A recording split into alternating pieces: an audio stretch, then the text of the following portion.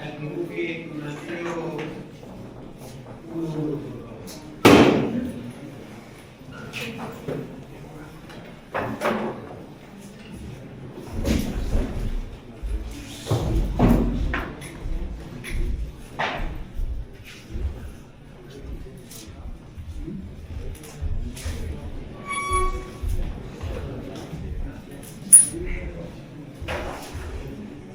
Imagino que ustedes han escuchado muchas veces hablar sobre San José y algunas cosas de las que yo diga seguramente las conocerán, pero voy a tratar de darle algunas otras cosas para que podamos entender mejor cuál fue el lugar de José en el plan de salvación del Señor. Amén.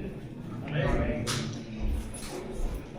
Si quieren ver en su Biblia,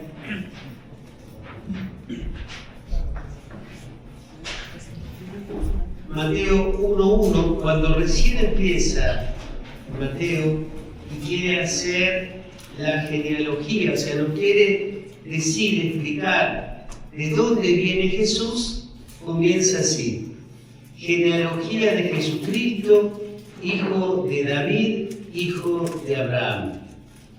Y esta presentación que hace Mateo como hijo de David es importantísima para la historia de la salvación y es importantísimo para nosotros que tenemos como patrono a San José.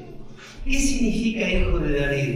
Es un título que se le da a Jesús, hijo de David, que significa que Jesús es un rey y es un rey legítimo,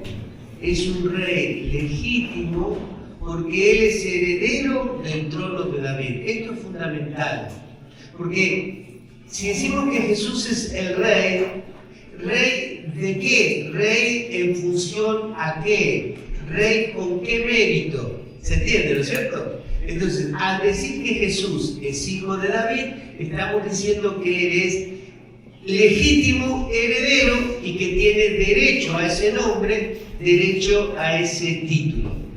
Y por ser hijo de David, este título también significa que es el Mesías prometido. Amén.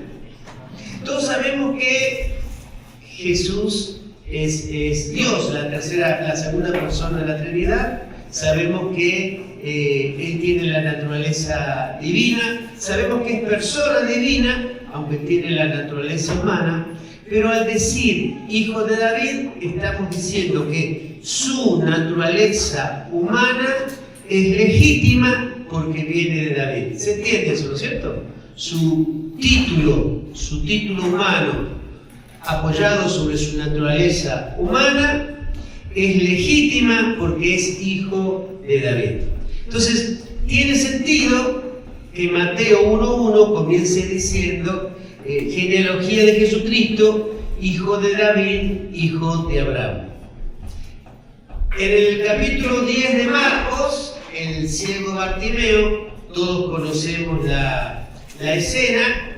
Estaba Jesús en Jericó, ya saliendo de Jericó, y el ciego Bartimeo, al escuchar que pasaba Jesús, le grita: hijo de David, ten compasión de mí. Entonces, también la gente reconocía a Jesús como hijo de David. Todavía más, en la entrada de Jesús en Jerusalén, la gente que decía: Hosana al hijo de David. O sea, el título hijo de David está presente en toda la Biblia, y todavía más en el Apocalipsis 27:16 dice: Jesús, raíz y linaje de David. Entonces, ¿qué significa esto? Significa que Jesús es rey y que Jesús es legítimamente rey. ¿Amén? ¿Por qué? Porque es hijo de David. Ahora la pregunta es: ¿y cómo sabemos que Jesús es hijo de David? ¿Cómo sabemos que Jesús tiene el linaje de David? Porque todos sabemos que María desciende de la familia de Aarón, el hermano de Moisés. María no era del linaje de David. Para que Jesús fuese hijo de David, tiene que recibir el linaje de David. ¿Y cómo recibió el linaje de David? Bueno, eso es lo que quiero explicarles ahora. Por eso es muy importante. Vamos a seguir con la genealogía de Jesús. Siempre el capítulo 1, versículo 5 dice: Salmón fue padre de Booz y la madre de este fue Rahab.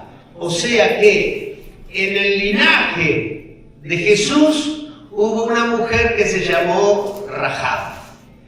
Tal vez a ustedes no les suene mucho Rahab. Rahab no era una mujer judía, era una mujer moabita y trabajaba de prostituta.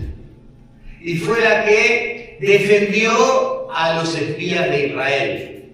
O sea que cuando analizamos la familia de Jesús, encontramos una tía lejana que se dedicaba a la prostitución. Después dice: Booz fue padre de Obed y la madre de este fue Ruth. Ruth, otra moabita extranjera. Los judíos, si ustedes leen el libro de Esdras, de Nehemías, eran muy celosos con el tema del linaje. De hecho, Esdras le pidió a todos los hombres que se habían casado con cananeas que despidan a sus mujeres y se casen con israelitas. Eran muy celosos del linaje, porque los sacerdotes decían que si se casaban con extranjeras, iban a adorar a los dioses extranjeros. Entonces, siempre se hablaba de la pureza de la raza. Bueno, aquí aparece Ruth moabita, nada que ver. Sin embargo, cuando muere su esposo israelita, Noemí, la suegra, le dice: bueno, vete a tu tierra, vete a tu casa, porque aquí las mujeres no tenían derecho a la propiedad ni a la tierra. Y Ruth le dice: tu familia es mi familia, tu tierra es mi tierra, tu Dios es mi Dios. Eso lo pueden leer en el libro de Ruth, capítulo 1, versículo 8. Entonces, cuando estamos analizando la genealogía, las raíces, la familia, encontramos extranjeros. Hoy en día también hay mucha fobia con los extranjeros, ¿no? Encontramos extranjeros, encontramos prostitutas, encontramos gente que no fue perfecta, así como nuestra familia no fuimos perfectos. Nuestra familia no ha sido perfecta. Y siguiendo la genealogía, versículo 16, dice: Jacob fue padre de José, esposo de María, del cual nació Jesús, que es llamado el Cristo.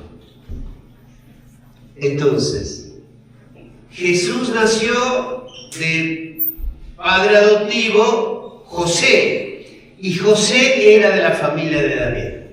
Por lo tanto, José le da a Jesús el linaje de David.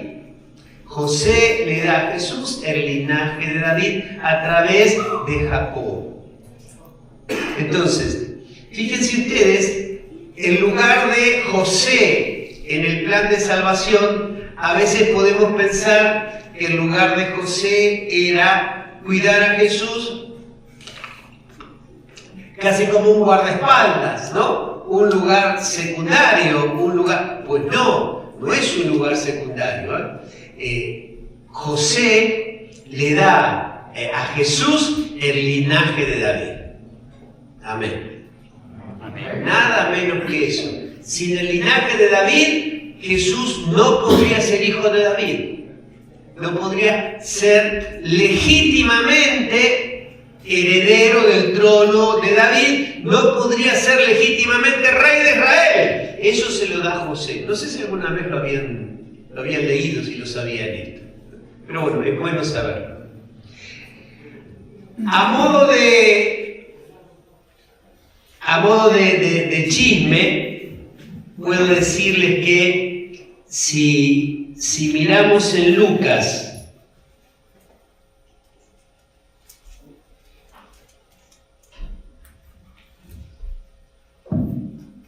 Lucas 3:23, Lucas 3:23,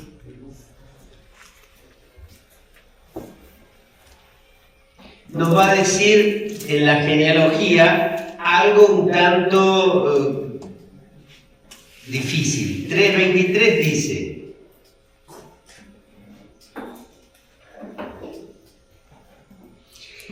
cuando comenzó su ministerio, Jesús tenía unos 30 años y se lo consideraba hijo de José. José era hijo de Elí, hijo de Matat. Y aquí se nos complica la cosa, porque Mateo acaba de decir que era hijo de Jacob y Lucas nos va a decir que era hijo de Elí.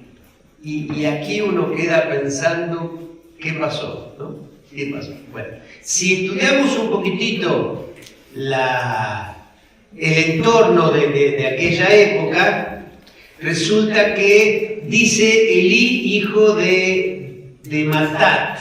Bueno, si esto puede ser un poquito pesado, así que lo paso por arriba, pero después hay un cuadrito que si quieren se los puedo pasar. El tema es así.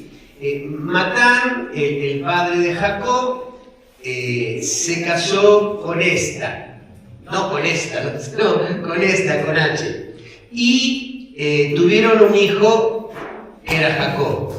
Pero después sucedió que cuando murió Matán en sus segundas nupcias, se casó con Matán, y de esas segundas nupcias nació Elí.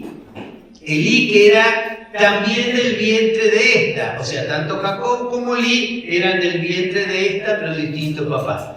Elí se casó con Raquel, pero Elí murió. Elí, que venía de David, Elí murió. Y entonces Jacob, para cumplir la ley, que al morir el hermano tenía que desposar a la viuda, Jacob tomó por esposa a Raquel, la viuda del hermano. Por lo tanto, decimos que José es hijo de David por el lado de Jacob y también es hijo de David por el lado de Elí. Así que si fuera poco un linaje davídico, Jesús tiene dos ¿cómo se llama? Linajes davídicos. El físico por Jacob y el político por Elí. Entonces, así como Jesús tenía dos abuelos por parte de la mamá, Joaquín y Ana, tiene tres abuelos por parte del papá: Jacob, Raquel y Elí. Bueno, todo esto es para decirles que Jesús tenía la descendencia davídica y que por doble vía se comprueba que Jesús es hijo de David. ¿Amén? Ok.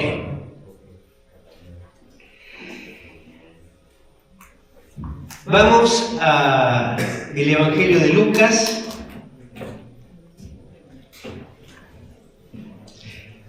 Todo esto es para demostrar la importancia de José. José no era un agregado en la historia de salvación. José era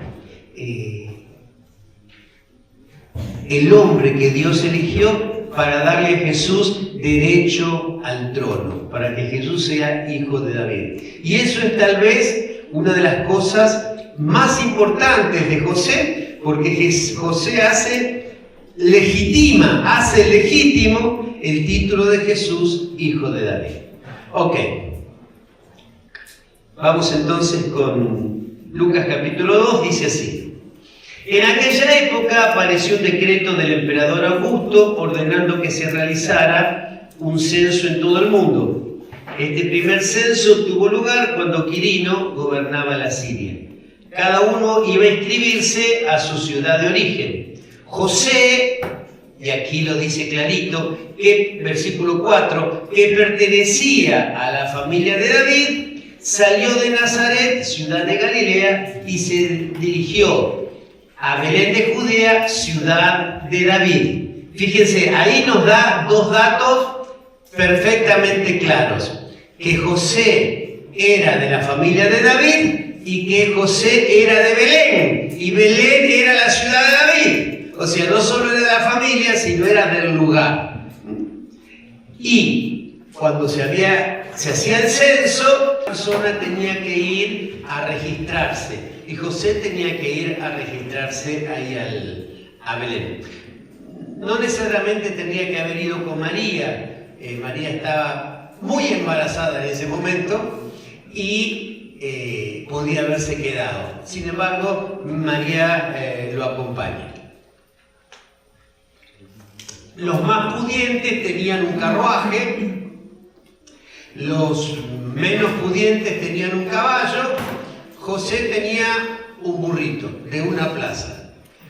Así que arriba del burrito iba María con su poco ajuar que podría tener y José iba caminando. Así que se imaginan, los que iban en carruaje van más rápido, los que iban en caballo van rápido, y José con el burrito iba como podía, ¿no? Y seguramente cada 2 horas María le decía, José, ¿qué? Me duele la espalda. Bajaba María y descansaba. Y subía María. José, ¿qué? Y me duele. Y bajaba María. José, ¿qué? Quiero hacer pipí. Y bajaba María. Bueno, el asunto es que llegaron como 5 días más tarde. Y cuando llegaron, por supuesto, no había lugar en ningún lado. Ya, tampoco era una gran ciudad, Belén. Pero los que habían ido a caballo en carruaje habían llegado primero. Mientras se encontraban en Belén, versículo 6, llegó el tiempo de ser madre. María dio a luz a su primogénito, lo envolvió en pañales, lo acostó en un pesebre, porque no había lugar para ellos en el albergue.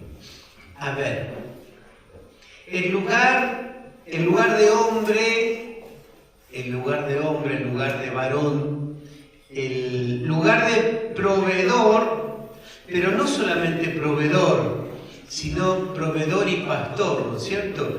No solamente el hombre que provee y hace su vida, sino el hombre que provee, cuida y ama.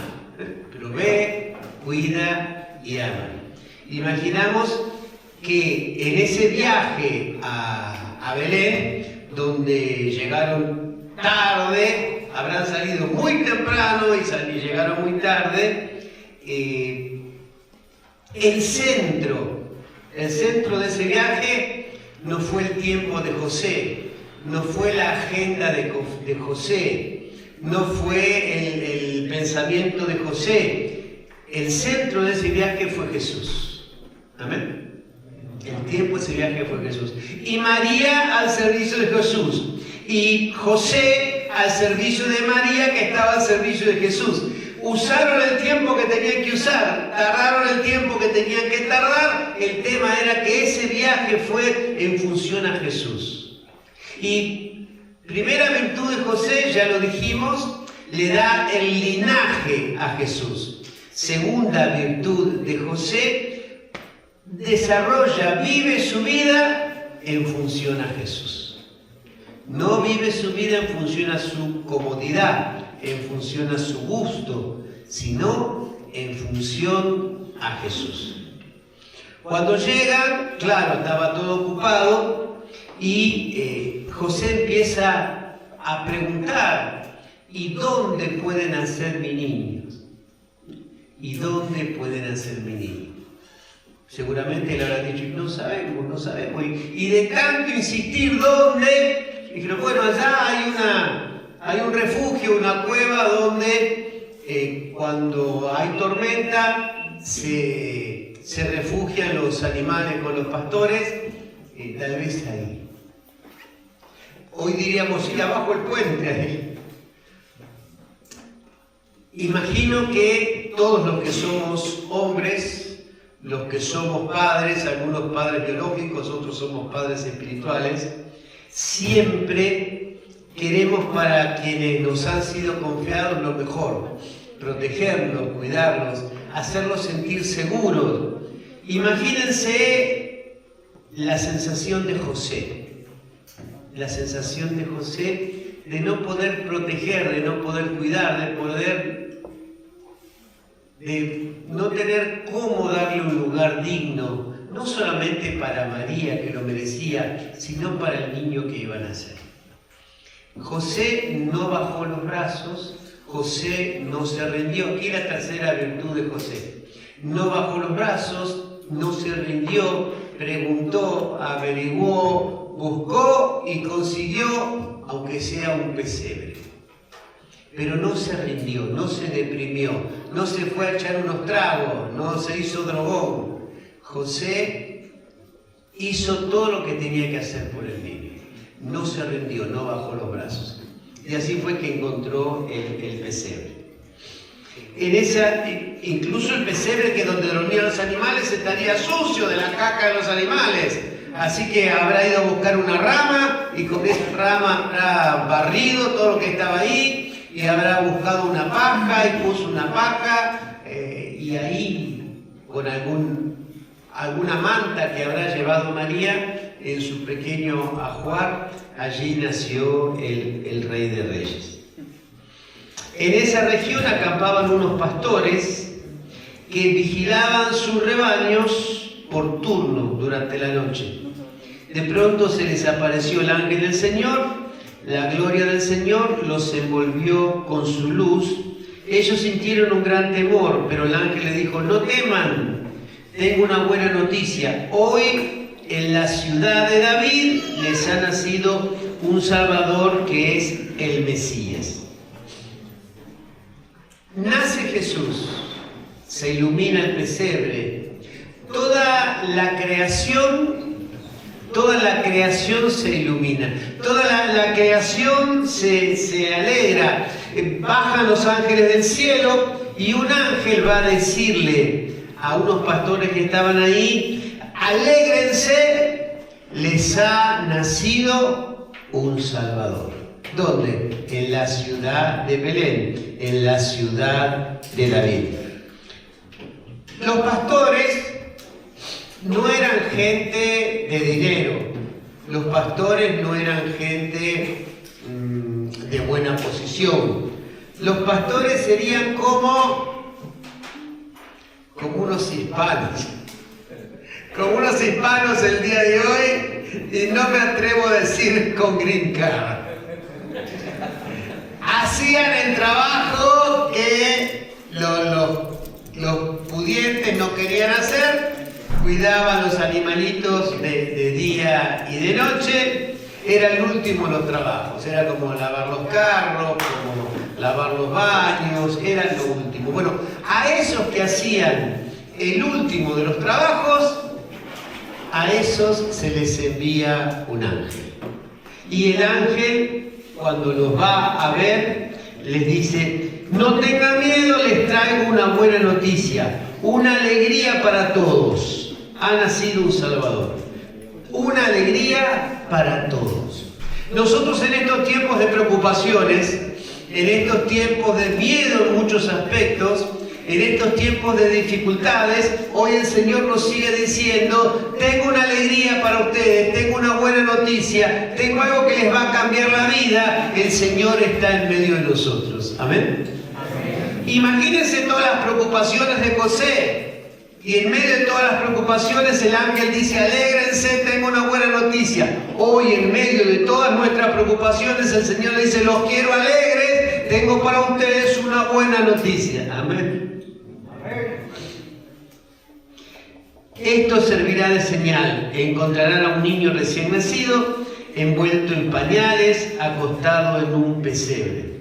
Y junto con el ángel apareció una multitud del ejército celestial que alababa a Dios diciendo: gloria a Dios en las alturas y en la tierra paz a los hombres que ama el Señor. No que aman al Señor, sino que ama el Señor.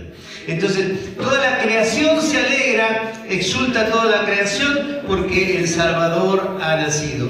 Y ha nacido el niño rey, porque es rey, José, por el linaje de José. Y pudo ir a Belén porque lo llevó José. Y la Virgen fue cuidada porque estaba José. Y encontraron un pesebre porque estaba José. En todo estaba José.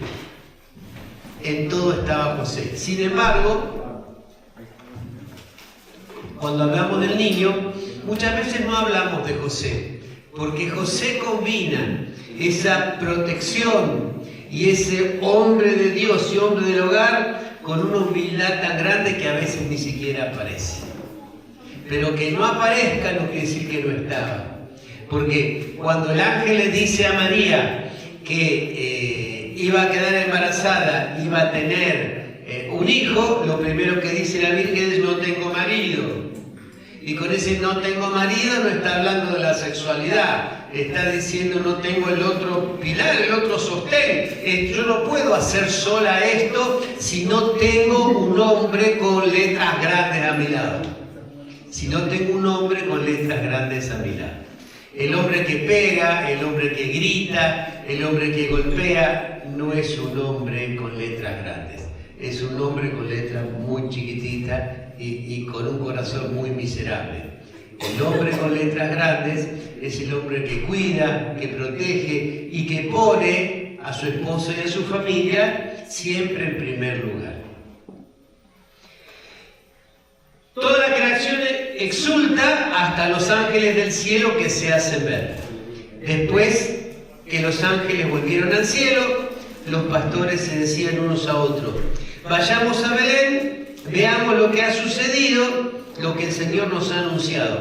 Y fueron rápidamente, y encontraron a María, a José y al recién nacido en un pesebre. La pone primero a María, José en su humildad queda detrás. Al verlo, contaron lo que habían oído decir sobre el niño, y todos los que escucharon quedaron admirables de lo que decían los pastores. En tanto María guardaba estas cosas en su corazón, y los pastores volvieron alabando y glorificando a Dios por todo lo que habían visto y oído. Amén. ¿Cómo volvieron los pastores? Alabando y glorificando a Dios por todo lo que habían visto y oído. Pero todo esto fue posible por José, por su decisión, por su protección, por su decisión, por su cuidado. José hizo posible todo esto. María, con su sencillez, su delicadeza, con su juventud y con su embarazo, no podía haber hecho todo esto. Todo esto fue posible por José. Amén. Amén. Desde el linaje hasta la protección en el pesebre. Yo les dije, los pastores eran los más cercanos. Tal vez no eran de la sociedad, como somos los hispanos. A veces no entramos, no pertenecemos, no cojamos. Sin embargo, somos parte de la vida de este país. Bueno, así eran los pastores. Y sin embargo, fueron los primeros a quienes Dios invitó a ver al niño. Y después de ver al niño, regresaron, dice así, versículo 20, volvieron alabando y glorificando a Dios por todo lo que habían visto y oído. Amén. Amén. Vamos ahora a ver lo que nos cuenta Mateo. Esto es lo que nos contó Lucas.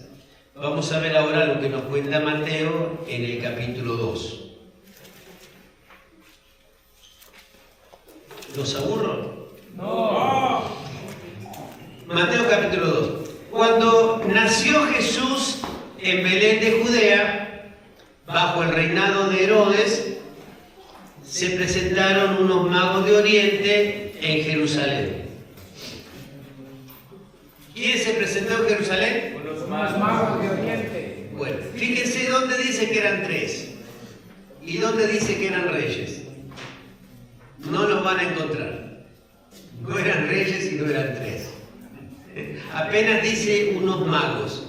Y con magos no estamos hablando aquí como David Copperfield. Cuando dice magos estamos hablando de unos astrólogos, gente que miraba las estrellas.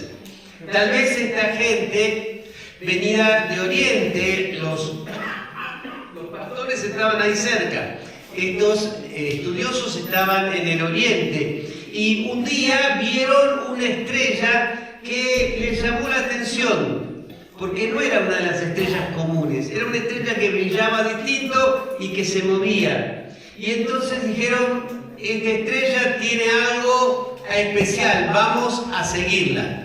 Obviamente no eran pastores, porque si podían dejar su tierra para seguir una estrella y cruzar el mundo, no eran pastores, eran gente preparada y gente con cierta capacidad económica. Y vieron la estrella y se pusieron en camino. No dice que eran 3, no dice cuántos eran, tampoco dice que salieron todos juntos. A veces leemos la Biblia de una manera muy descuidada, muy rápida, y creemos que salieron los 3 reyes magos y llegaron. No. Alguien que miraba la estrella vio y empezó a caminar, y otros que también miraron la estrella dijeron, bueno, vamos, y en el camino se fue. ¿Y dónde vas? A ver a la estrella. ¿Y a dónde va la estrella? No sabemos, pero la siguieron como si fuese un GPS. La siguieron a la estrella. ¿Y a dónde nos va a llevar? No sabemos, pero vamos, sigamos a la estrella. A lo mejor nunca lo habían visto así, nos quedamos con el cuentito de los 3 reyes magos, los camellos, que hay que ponerle el pasto y el zapatito para que te dejen el regalo, pero en realidad son gente que vio algo en el cielo, vio una señal, un signo y comenzaron a caminar. No sabemos si salieron juntos, sabemos sí que llegaron juntos. Entonces iban saliendo del oriente siguiendo la estrella. Y llegaron a Jerusalén y preguntaron, ¿dónde está el rey de los judíos que acaba de nacer? Porque vimos su estrella en Oriente y hemos venido para adorarlo. Otra vez, si yo leo la Biblia de una forma rápida, no termino de entender lo que pasó aquí. Estos magos, estos sabios de Oriente, vieron la estrella y empezaron a caminar. Empezaron a caminar, no sabemos cuánto, no sabemos si se juntaron en el camino, pero llegado un momento, la estrella desapareció. Se quedaron sin señal. Se les fue la señal y no sabían qué hacer. Y entonces, ¿qué hicieron? ¿A quién buscaban? A un rey. ¿Y a dónde fueron? Al palacio. Dice, si buscamos un rey, preguntemos en el palacio. Parecía la forma más directa de hacerlo, ¿no? Claro. Si usted tiene un problema con la ley, yo no le aseguro ni le recomiendo que vaya a la policía. Pero bueno, esta gente fue al palacio, porque se les había quedado sin señal el asunto. Y preguntaron, ¿dónde está el rey de los judíos que acaba de nacer? Porque vimos su estrella en Oriente y hemos venido a adorarlo. Al enterarse el rey Herodes era un buscavida, Herodes no era judío. Herodes le había comprado a los romanos el trono, le había dado dinero a los romanos para ocupar el trono y hacer sus negocios. No era judío ni quería a los judíos, él quería tener una vida de rey. Al enterarse el rey Herodes quedó desconcertado, él, toda Jerusalén. Entonces reunió los sumos sacerdotes, a los escribas, para preguntarles dónde iban a ser el Mesías. Y le dijeron, en Belén de Judá, porque está escrito, tú Belén, tierra de Judá, ciertamente no eres la menor entre las principales ciudades de Judá, porque de ti surgirá un jefe que será el pastor de mi pueblo Israel, ¿no? Están citando a Miqueas capítulo 5. Y prestemos otra vez atención a esta escena, para no leer la Biblia de corrido, para no leerla rápido. Hay gente que me dice, padre, yo leí la Biblia completa, ¿y de qué te acordás? De nada. Llegan los magos que se habían quedado sin señal, van a preguntar a la oficina de informaciones en la casa del rey. Dice, venimos a adorar al rey de los judíos. Y Herodes que era astuto, pregunta a los sacerdotes, a los escribas, ¿es que van a ser un rey que va a competir conmigo? ¿Van a ser un rey que me quiere sacar mi trono, mi lugar? ¿Y dónde van a ser? Y entonces los sacerdotes que conocían, los escribas, las escrituras dicen, en Belén, ¿sí? Lo dice el profeta Miqueas. Presten esto. Los escribas, los sacerdotes, los estudiosos de la palabra, conocían la profecía, conocían la palabra, conocían la profecía, conocían el lugar donde iban a ser el Mesías. Pero eso no les cambió la vida. Y ni siquiera hizo que fueran a ver si era cierto. Conocer la Biblia, tener la Biblia, saber la Biblia, no te cambia la vida. Hace falta cambiar el corazón. No te alcanza con la Biblia. No te alcanza con saber. Hay que cambiar el corazón. Todo lo contrario de José. No sabemos si José era una persona muy instruida, muy leída. Sabemos que tenía un corazón admirable. Un corazón admirable. Entonces, toda esta gente, cortesanos, que sabían toda la verdad, no les cambió la vida. No se movieron del palacio. No se movieron del palacio. No les interesó que Dios llegaba a la vida de ellos. No tenían antena para eso. Amén. Ellos estaban demasiado cómodos con sus privilegios y tenían miedo que si viniese un Mesías que cambiara la forma de entender la religión, les quitara sus privilegios. Y ellos, entre sus privilegios y la verdad, eligieron sus privilegios.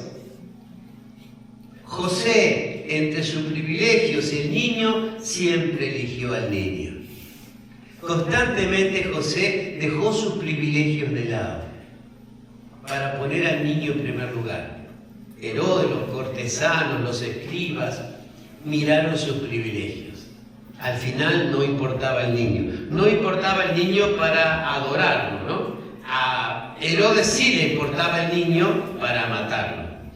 Herodes mandó, versículo 7, mandó llamar secretamente a los magos y después de averiguar con precisión la fecha en que había aparecido la estrella, los envió a Belén diciéndole, vayan, infórmense cuidadosamente acerca del niño, cuidadosamente, cuando lo hayan encontrado, avísenme para que yo también vaya a adorarlo. ¿Qué quería hacer Herodes? Pero si Herodes iba con los soldados, José, ¿qué iba a hacer? Escondía al niño y se lo llevaba. No podía ir Herodes con los soldados. No podía mandar a los soldados. Porque le iban a avisar, iban a proteger, iban a cuidar al niño. Necesitaba unos espías. ¿Y qué mejores espías que estos venidos de Oriente que no entendían nada de política? Y digo, vayan. Y después vienen y me dicen, así yo también voy a llevarle regalitos, voy a poner mis zapatitos. Dice la palabra de Dios. Después de ir al rey, ellos partieron. La estrella que habían visto en Oriente los precedía. Volvió la señal. Volvió la estrella. Fíjense, solo la estrella los guió por el camino, no apareció en Jerusalén. En Jerusalén no había estrella. En Jerusalén no había señal. Salen de Jerusalén y aparece la señal otra vez. Para pensarlo, ¿no? Parece que en Jerusalén no estaba la gracia de Dios. Cuando van saliendo de Jerusalén, aparece la señal, aparece la estrella. Cuando vieron la estrella, se llenaron de alegría. Claro, habían pagado el abono y volvió la señal. Al entrar a la casa encontraron, escuchen esto, versículo 11. Al entrar a la casa encontraron al niño con María, su madre, y postrándose le rindieron homenaje. ¿A quién encontraron? Con José no aparece. José seguro que estaba. seguía cuidando, seguía protegiendo, seguía trabajando, seguía consiguiendo alimentos, pero no aparece, Mateo no lo nombra. Pero que estaba, estaba. Y que era hombre. Y que se ocupaba de proveer, proveía. Y que se ocupaba de cuidar, cuidaba. Y que se ocupaba de amar, amaba. Pero no aparece. Así son los hombres de verdad. Los que hacen todo lo que tienen que hacer y no se preocupan por aparecer. Al entrar a la casa encontraron a María, al niño con María su madre, postrándose, le rindieron homenaje. Postrándose, ¿qué hicieron los pastores? Se postraron. Los magos se postraron. Luego, abriendo sus cofres, le ofrecieron oro, incienso y mirra. Oro por la realeza de Jesús, incienso por la santidad de Jesús, y mirra era una hierba aromática que se utilizaba en los embalsamamientos, ¿no? Anticipando la muerte que iba a tener. Y como recibieron en sueños la advertencia de no regresar al palacio de Herodes, volvieron a su tierra por otro camino. Después de encontrarse con Jesús, volvieron a lo suyo, pero por otro camino. Pero por otro camino. Pero por otro camino. Tal vez yo llego a la iglesia, a la misa, al grupo, tomado. Tengo que volver por otro camino. Tal vez yo llego después de haber usado drogas. Tengo que volver por otro camino. Tal vez llego machista, golpeador, tengo que volver por otro camino. Tal vez todavía sigo mirando pornografía en internet, tengo que volver por otro camino. Recuerden esto, después del encuentro de Jesús, tenemos que volver por otro camino. Volver a lo nuestro, volver a nuestra vida, claro que sí. Volver a nuestro lugar, claro que sí, pero ya siendo distintos, por otro camino. Herodes entonces quería matarlo a Jesús. Y dice, versículo 13, después de la partida de los magos, el ángel del Señor se apareció en sueños a José y le dijo, levántate, toma al niño y a su madre, huye a Egipto hasta que yo te avise, porque Herodes busca al niño para matarlo. Y ahí nomás, José cruzó el río Grande y se fue a Egipto y llegó mojado y no entendía el idioma, porque hablaba en egipcio, no entendía sus dioses, no entendía la forma, la cultura de los egipcios, no entendía nada, y los egipcios lo miraban como mexicanos, que son todos ladrones, violadores, ¿no?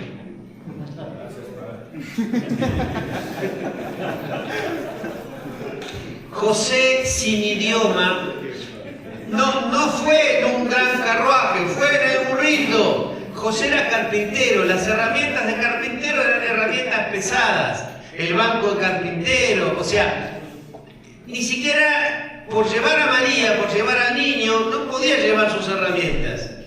Y todo aquel que trabaja sabe lo importante que son las herramientas. Así que José, en un país distinto, una cultura distinta, un idioma distinto, todo distinto, sin sus herramientas, tuvo que estar esos años ahí ganándose el pan, sin documentos, ganándose el pan, cuidando, protegiendo, no solamente para alimentar al niño, sino para que María sintiese que si estaba José estaba todo bien. Había problemas, pero si estaba José estaba todo bien. Era difícil, dificilísimo, pero si estaba José iban a salir bien. No, esa es la imagen de José.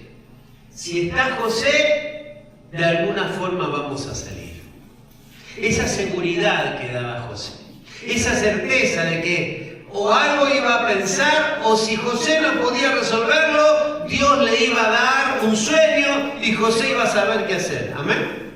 Por eso cuando el marido duerme, la mujer no tiene que despertarlo, a lo mejor Dios le está hablando en el sueño. Explíquele eso a su mujer. Que si usted se va a dormir la siesta, voy a ver si Dios me habla.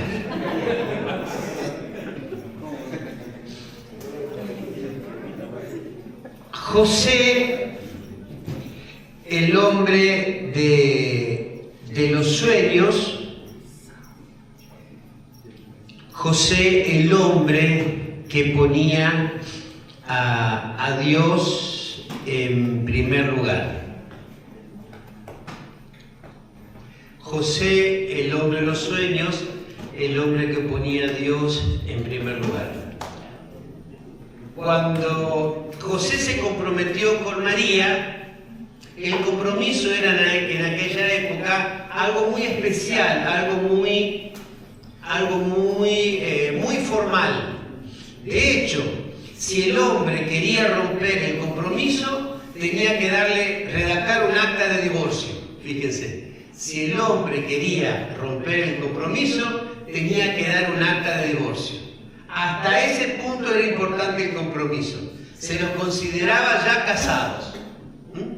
Pero no vivían juntos, porque el hombre tenía un año para hacer su casa, para conseguir un terreno, porque recuerden que solamente podían tener propiedades los hombres, las mujeres no podían tener propiedades. Por eso, si una mujer quedaba viuda, un hermano tenía que casarse con ella, y la mujer no podía tener propiedades. Entonces, después del compromiso, que mayormente era arreglado entre familias, el hombre tenía un año para hacer una casa. Y al año volvía y se llevaba el paquete completo. Y se llevaba a la mujer en la casa que ya tenía hecha. No era que tenía el mortgage del banco ni nada de eso. No. Tenía que tener la casa completa y pagada. Entonces, mientras sucede el compromiso, José tenía un año para casarse, para hacer la casa. Y seguramente le llevaría chocolate, algo así. Y vio que María empezaba a crecer la pancita y dice, ¿cómo come chocolate esta niña? Y después creció tanto la pancita que se dio cuenta que no eran los chocolates, que algo más había pasado ahí. Y entonces dice la Biblia, de una forma muy sencilla, José decidió abandonarla en secreto. Abandonarla en secreto suponía que José había embarazado a María y después de haberse hecho el pícaro, se iba, se fugaba. Eso parecía.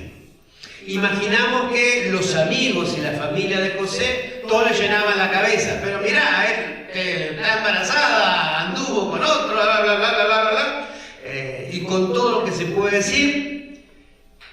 ¿Y José a quién escuchó? ¿A su familia? ¿A sus amigos? José escuchó a Dios. Cuando todo parecía una cosa, José escucha a Dios. Y Dios le dice, tranquilo José, no temas recibirla porque lo que ella lleva en su vientre es fruto del Espíritu Santo. Y eso le bastó a José, un sueño, un minuto en el sueño. Dios le dice, no temas recibirla, lo que ella trae es 100% del Espíritu Santo. También es la virtud de José, el hombre que escucha al Señor. Escucha al Señor cuando lo que el Señor le dice es todo lo contrario a lo que dicen los humanos. Todo lo contrario a lo que dicen sus amigos, todo lo contrario a lo que dice su familia. Y José escucha al Señor. José escucha al Señor. Y para terminar esto, después de ese tiempo en Egipto, con esa cultura extraña, esos dioses extraños, ese lenguaje extraño, Mateo 2:19, cuando murió Herodes, el ángel del Señor se apareció en sueños a José, que estaba en Egipto, y le dijo, levántate, toma al niño y a su madre, y regresa a la tierra de Israel, porque han muerto los que atentaban contra la vida del niño. José se levantó, tomó al niño y a su madre, entró en la tierra de Israel. Pero al saber que Arquelao reinaba en Judea en lugar de su padre Herodes, tuvo miedo de ir allí y, advertido en sueños, se retiró a la Galilea, donde se estableció en una ciudad llamada Nazaret, y así se cumplió lo que había sido anunciado por los profetas: será llamado el Nazareno. Entonces, cuando decimos que en sueños Dios le dijo que no tema recibir a María, en sueños le dijo que se vaya a Egipto, en sueños le dijo que vuelva de Egipto, y le volvió a decir que al regreso de Egipto no vaya a Belén porque estaba Arquelao, y se fue a Galilea, a Nazaret. Galilea es la región, Nazaret es la ciudad. Ahí nos damos cuenta que José era un hombre de oración. Puede ser un sueño, puede ser un tiempo de oración. No sabemos exactamente cómo era la espiritualidad de José, pero dice la palabra: por los frutos los conoceréis. Y los frutos de José eran frutos de un discernimiento excelente. Eso significa que José era un hombre de oración. Y no era un hombre de oración que soñaba cosas, eran cosas bien concretas para el cuidado y la defensa de su familia. Esa es la imagen de José, y a eso ustedes y yo, cada uno, el casado, el soltero, el sacerdote, cada uno en el rol que nos tocó en la vida, tenemos que tratar de reproducir, teniendo a José como modelo, ya que él es el patrono de nuestro grupo, tenerlo como modelo: hombre de oración, hombre protector, hombre de una sola palabra, hombre que no se arrepentía, hombre que no se desdecía, hombre que siempre respondía positivamente, hombre que ponía a Dios en primer lugar, y un hombre total y absolutamente fiel a Jesús, a María, al Señor y a su linaje davídico que le dio a Jesús, como ya sabemos, por doble vía. Amén. Amén. Gloria al Padre, al Hijo, al Espíritu Santo. Que San José sea modelo para nuestra vida y para nuestra familia. Amén. Le damos un aplauso al Señor.